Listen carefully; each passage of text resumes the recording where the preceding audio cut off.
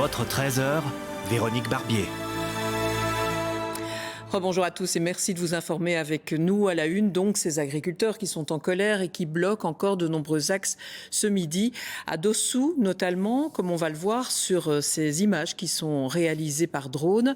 Et puis, ces agriculteurs, ils sont aussi à Halle, à Bruxelles, du côté de Bastogne, à la frontière luxembourgeoise. Les revendications, elles sont multiples. Il y a les prix de vente qui sont trop bas, la surcharge administrative, les mesures environnementales, les importations de produits qui ne doivent pas respecter les mêmes normes. On aura l'occasion d'évoquer tout cela dans ce JT. Les agriculteurs qui pointent du doigt aussi certains supermarchés, des chaînes qui rachètent notamment des terres. Alors, ils ont par exemple bloqué la nuit dernière un centre de distribution, celui du groupe Colruyt à Halle. Des camions ont été ouverts et de la marchandise a été déversée sur la route. Le reportage sur place de Gilles Moins, Martin Bictoreis et Éric Bévert. La nuit a été longue du côté de Halle. Des agriculteurs du Hainaut ont bloqué l'accès au sud de Bruxelles, notamment des jeunes qui marchaient dans les traces de leurs parents. Nos parents sont déjà venus en 2015, en 2008 encore plus tôt, et voilà.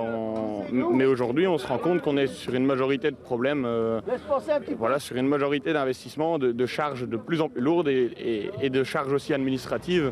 Le blocage de l'autoroute A8 s'est poursuivi jusqu'à ce matin. On doit se rentrer à Erasme à l'hôpital. Donc on est pris comme ça dans les bouchons, depuis 2 heures, ça n'avance pas. Halle, c'est un nœud autoroutier important. C'est aussi le siège de Colruyt. Des camions du groupe ont été en partie vidés de leur contenu cette nuit. Des légumes et de la charcuterie se sont retrouvés sur la route. Ils ont été évacués ce matin. Ces jeunes agriculteurs n'y sont pour rien, mais ils comprennent. On condamne les méthodes, mais d'un autre côté, je peux comprendre que certains agriculteurs ont été vraiment pris de court quand on s'attaque à leurs terres et à leur outil de travail. Colruyt s'est en effet lancé dans l'achat de centaines d'hectares de terres agricoles pour garantir son approvisionnement. Colruyt nous achète toutes les terres. Nous, en tant que jeunes, c'est déjà dur de reprendre une ferme. Mais en plus, si Colruyt augmente les prix, nous, c'est impossible. Comme eux, ils achètent à des sommes astronomiques. Et donc, alors en plus, vu qu'eux achètent à des sommes astronomiques, les autres, il y a des fermiers qui du coup essayent aussi peut-être de revendre à des sommes, essayer d'approcher ces sommes-là et tout. Et donc, après... Au final, les terres sont quasi inaccessibles. En tout cas, pour des petits fermiers qui veulent s'agrandir, ça devient inaccessible maintenant à l'heure actuelle, et notamment pour les jeunes. Colruyt se défend en rappelant que le groupe achète en priorité des produits belges. Sinon, ces jeunes agriculteurs ont d'autres revendications. Une simplification des règles, ça c'est ce qu'on aimerait avoir. Donc des contraintes, tout ça, des revenus plus justes aussi. Parce qu'on a tendance à nous donner des primes pour nous contenter. Mais nous, ce qu'on veut, c'est pas des primes, mais on veut des prix. Et il y a une grosse différence là-dessus, quoi. Et tant qu'ils ne se sentiront pas entendus, ils perturberont la circulation. Oui, voilà pour ce reportage d'Éric Bévert que nous allons retrouver immédiatement à Halle. La fin de la 8 qui vient de tourner, elle reste, on le voit derrière vous d'ailleurs, bien bloquée pour le moment, même si quelques camions arrivent à passer tout doucement. Effectivement, Véronique, nous sommes à la fin de l'autoroute A8 qui vient de tourner, qui va vers Bruxelles, celle qu'on appelle aussi le 429. Vous le voyez derrière moi, on peut sortir de cette autoroute. Des jeunes agriculteurs venus du Tournaisis ont dressé un barrage filtrant hier soir, mais ils laissent passer les camions, interrompent la circulation de temps en temps, mais ça sort régulièrement, dans la bonne humeur on peut le dire. Mais si on peut sortir de l'autoroute, par contre, pas question de poursuivre cette route vers Bruxelles, Mons ou Charleroi. Là vous le voyez peut-être, il y a un tracteur, il y a la police aussi qui bloque l'accès à la suite de l'autoroute. Pourquoi ? Eh bien parce qu'il y a des barrages plus loin sur l'autoroute et notamment sur le ring de Bruxelles qui est fermé à hauteur de Huizingen et de Halle. Résultat, bien tous les camions qui viennent de tourner, ou par exemple du dépôt Colruyt, vous en parliez tout à l'heure, eh bien ne savent plus où aller. Ils tournent à droite ou à gauche ou ils font demi-tour. C'est un peu la pagaille. Combien de temps ce barrage filtrant et ce blocage du ring va-t-il durer ? On ne le sait pas. Les jeunes agriculteurs présents ici parlent de jeudi. La police ne confirme pas, bien sûr. En attendant, on peut dire que le climat sur place est plutôt bon enfant. Voilà pour ces précisions en direct. Merci beaucoup Éric Bévert. Et puis blocage aussi au niveau de l'échangeur de Dossou où se trouve, c'est Maïté Warland qui se trouve sur place. Ah non, c'est Benjamin Carlier qui a pris le relais. Benjamin, c'est un axe important qui relie le 411 à la E42. Il y avait plus de 400 tracteurs qui avaient rallié ce coin-là hier soir. Et ces tracteurs, ils sont toujours là, on les voit derrière vous. Oui, ils sont toujours présents. Ils sont environ une cinquantaine pour l'instant. Ils ont bien sûr passé la nuit ici, histoire de bloquer complètement cet axe autoroutier stratégique dans le sud du pays, puisque c'est l'embranchement entre la E42 et la E411. Ici, c'est l'heure du ravitaillement. L'ambiance est toujours très bonne enfant. Et donc, ce matin, ils étaient plus déterminés que jamais à poursuivre leur action. Je vous propose de regarder le reportage réalisé avec Yves-Henri Virou et Arnaud Hyperciel. La nuit dans leur tracteur, emmitouflés dans leur veste ou une couverture et laissant leur moteur tourner par moments. Cette cinquantaine d'agriculteurs s'est relayée pour alimenter le feu toute la nuit et maintenir l'autoroute complètement fermée. Il y en a qui sont restés éveillés toute la nuit. Moi, j'ai été dormir 2 heures et voilà. Ça va, c'est pas trop dur? Non, ça va. C'est quand même confortable un tracteur, donc ça va. Après des années de colère et de galère, ils sont déterminés à aller jusqu'au bout pour faire entendre leur voix et faire changer les choses. Un combat pour lequel ils estiment avoir pour le moment le soutien de la population. Ici, comme on a bloqué l'autoroute hier, il y avait 9 personnes sur 10 qui nous aidaient pouces et qui étaient contents de notre action. Donc je ne pense pas qu'on les embête tant que ça. Alors que le soleil se lève, le ravitaillement arrive pour le petit déjeuner. De quoi motiver encore plus ces jeunes à maintenir le blocage jusqu'à ce soir au moins. Car pour l'instant, ils n'ont pas peur d'être chassés par les forces de l'ordre. La collaboration avec les forces de l'ordre, pour le moment, se fait en très bon terme. Et je pense qu'elle comprend le message également et peut nous soutenir d'une manière en acceptant qu'on reste mobilisé sur le site de Dossou. Sur les routes, c'est une autre histoire. La fermeture de la E411 et de la E42 provoque des kilomètres de fil aux alentours. Il a fallu compter jusqu'à 1 heure supplémentaire pour atteindre Namur ce matin. Je suis en retard au travail là maintenant. Que faire? Et c'est bloqué partout? Apparemment, ouais. Je viens de Bruxelles, je dois arriver à Gembloux, donc j'essaye de faire ce que je peux. Un grave accident dont les fils liés au blocage sur la E42 a provoqué encore plus d'embarras de circulation. Mais malgré tous ces inconvénients, les automobilistes rencontrés se montrent plutôt compréhensifs. Oh oui, bien sûr, c'est normal. Oui, tout à fait. Même si ça vous fait perdre un peu de temps ce matin? Oh, ça c'est pas grave, je suis pensionné, donc c'est pas grave. Bien sûr, hein. Il faut. Sinon, on n'a rien à manger. Hein. Bien sûr qu'on les soutient. Mais voilà, je ne savais pas que ça aurait été si grave, mais je les soutiens. Une action des agriculteurs qui paralyse la circulation d'une partie des autoroutes et des nationales dans le sud du pays aujourd'hui. Voilà pour ce reportage réalisé ce matin du côté de Dossou par Benjamin Carlier et son équipe. Merci beaucoup Benjamin.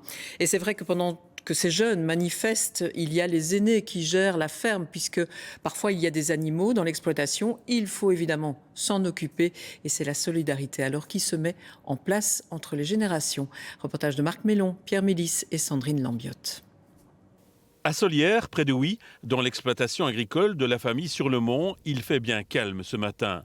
Thierry, 61 ans, travaille dans les étables. Son fils et son neveu, agriculteurs également, participent à l'action à l'échangeur de Dossou. C'est le paternel qui fait tourner la ferme pendant que les jeunes manifestent leur colère. Il faut pallier, les bêtes mangent le matin, le soir, il faut pallier au travail. Et les jeunes étant partis manifester, et ils ont bien raison, ils en ont besoin, c'est leur avenir. Et bon, on est ici bouché double, hein, on travaille, on les encourage et on est derrière eux et on fait le travail, voilà. Ce père de famille est admiratif devant le combat que les jeunes agriculteurs mènent. Lui aussi a participé à des manifestations. Oui, je suis assez fier. Il faut qu'ils se défendent et il n'y a que comme ça qu'on y arrivera. Et le monde politique doit se conscientiser et bien se rendre compte qu'il y a vraiment un malaise. J'ai manifesté beaucoup de fois dans ma vie, mais je n'ai jamais fait ce qu'ils ont fait hier. Hein. Aller bloquer le Dossou, l'échangeur de Dossou et y rester une nuit entière et même il continue jusqu'au finish. J'ai jamais fait ça. Bravo à ces jeunes-là qui ont besoin de se sentir soutenus dans des conditions pareilles. Voilà. Thierry sur le Mont était hier à Dossou. Ce matin, il est en contact par GSM avec son fils et son neveu. On espère avoir Madame Tellier, Madame la ministre Tellier. Ça, c'est pas gagné, ça, les gars. Mais ça, je ne crois pas. Non. Ouais. Bon, tu comprends bien que si elle arrive là-bas, elle va se faire allumer. Hein. En fin de matinée, l'agriculteur utois a préparé le ravitaillement pour les jeunes manifestants. On va leur porter une petite collation pour dîner. Et puis bon, on va bien voir. Hein, j'espère qu'ils vont tenir. S'ils ont besoin d'autre chose, on est là, on est derrière. On ne lâche pas. On ne lâchera pas. Voilà. Le monde agricole et ses nombreuses familles sont soudés dans leur combat. Oui, la ministre Tellier, elle est attendue ce soir à 18h au niveau de Dossou. Et des tracteurs, on en croise aussi ce midi à proximité du Parlement européen, car c'est évidemment les réformes lancées au niveau européen qui font grincer des dents. Il y a la PAC, le Green Deal. Les agriculteurs ont de plus en plus de normes à respecter. Voilà pourquoi leurs actions ciblent aussi l'Europe ce lundi. Des normes européennes qui sont ensuite retranscrites dans la législation des différents pays membres. En Belgique, c'est le cas au niveau fédéral et régional. Et plusieurs ministres sont donc déjà interpellés par les manifestants. Rachel Crivellaro, est-ce qu'ils ont déjà réagi? Certains oui, mais aucune mesure n'est encore prise. En tout cas, beaucoup d'agriculteurs ont déjà été reçus par différents niveaux de pouvoir belges, qu'il s'agisse du Premier ministre Alexander De Croo la semaine dernière, vendredi ou le week-end dernier par le ministre fédéral de l'Agriculture David Clarinval. Hier, c'était sur un barrage que des agriculteurs ont rencontré le ministre wallon de l'Agriculture Willy Boursu. Et à chaque fois qu'il y a ces rencontres, les autorités font part de leur compréhension pour les critiques et les récriminations des agriculteurs. Elles disent, ces autorités, comprendre leurs récriminations et elles disent aussi qu'elles vont tout faire pour les faire entendre, notamment au niveau européen et surtout, je dirais même, au niveau européen, car elles estiment que le gros des critiques se concentre à ce niveau, au niveau européen, qu'il s'agisse des directives, des normes de la politique agricole commune ou encore de l'inflation des normes phytosanitaires, autant de mesures qui sont prises au niveau européen et que, somme toute, finalement, au niveau fédéral et au niveau régional belge, c'est très difficile de faire quelque chose, que la marge de manœuvre est relativement étroite. Si l'on concède qu'effectivement il y a encore mieux, qu'on peut encore faire mieux sur l'implémentation des normes européennes, la marge serait, disent-elles, assez étroite.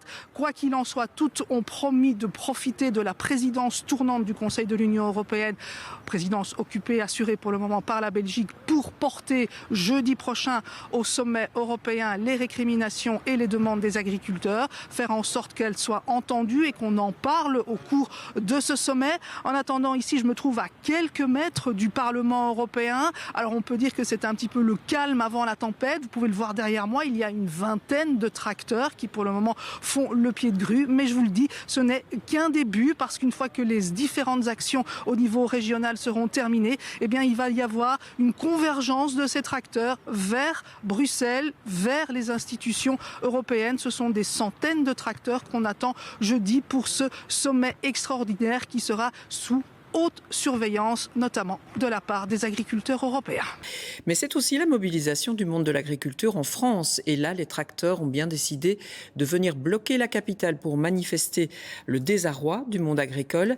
Alors l'essentiel de la mobilisation est prévu pour cet après-midi, mais les dispositifs se mettent doucement en place. Lucas Bourjade et Pascal Bustamante. Nous sommes à Agen, à plusieurs centaines de kilomètres de la capitale. Les agriculteurs se sont donné rendez-vous pour s'y rendre. Les autorités ont prévu de déployer quelques 15 000 membres des forces de l'ordre, une mesure peu appréciée.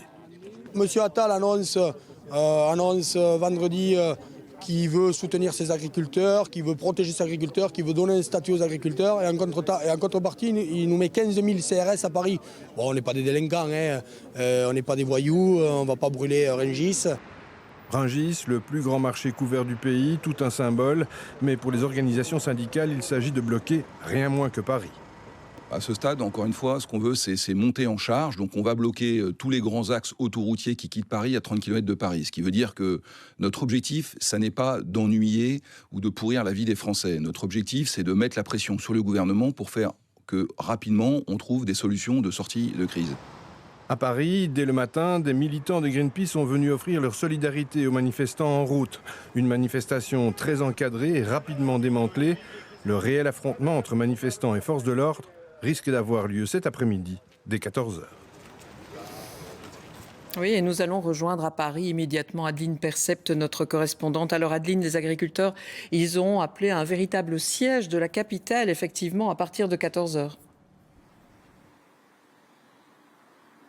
Effectivement, alors pour l'instant, le bras de fer a eu lieu, si je puis dire, dès ce matin en province, avec une quarantaine d'actions relevées partout sur le territoire, une dizaine d'autoroutes perturbées, surtout dans tout l'ouest de la France et le sud-est. Et donc, le gros bras de fer, vous l'aurez compris, est prévu ici en Ile-de-France à partir de 14h, où les agriculteurs ont promis de bloquer 8 autoroutes, de venir aussi bloquer des points stratégiques, les aéroports, le marché de gros de Rungis. Un agriculteur ce matin expliquait qu'il voulait, je cite, affamer Paris. Alors ce qu'il faut bien comprendre, c'est que l'exécutif a une réponse tout à fait différente de la semaine dernière. On l'a beaucoup accusé, le gouvernement, de ne rien faire face aux agriculteurs. Et là, Gérald Darmanin a donc promis le déploiement de 15 000 policiers et gendarmes. Il y a même des blindés qui sont déployés autour de Rungis. Les agriculteurs, eh bien, comme en Belgique, ils ont des dates en tête.